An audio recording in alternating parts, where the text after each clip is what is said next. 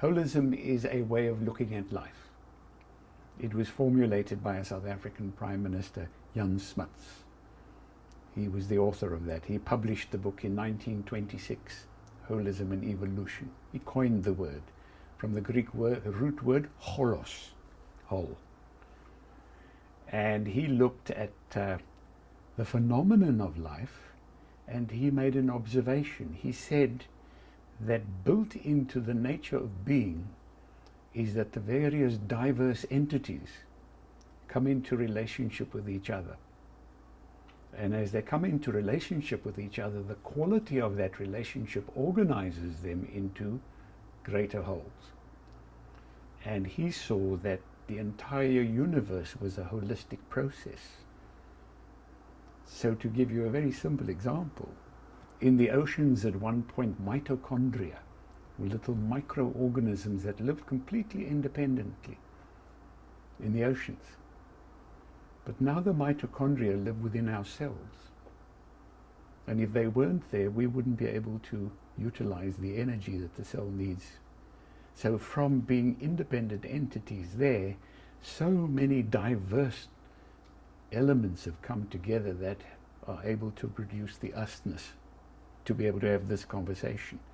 And that is a rather dramatic view of holism. A more simple explanation would possibly be looking at water.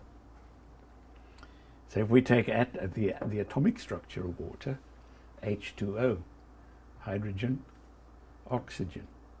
Hydrogen, a highly flammable gas, oxygen, a highly flammable gas, highly corrosive, both of those. Put them together and you have this holistic phenomenon of water without life, which life wouldn't be. That water constitutes the largest percentage of who we are. So he saw that the who we are is not independent, self-functioning, isolated creatures, but we're an expression of interdependencies that have come together right from the roughest and rawest basics of material, of matter, to produce this living experience that has generated consciousness. And that consciousness, in fact, then is the greatest quality of wholeness that has been produced until now, and it is an ongoing evolutionary process. Can I give you one short example? Just recently, a satellite went out of our solar system, Voyager.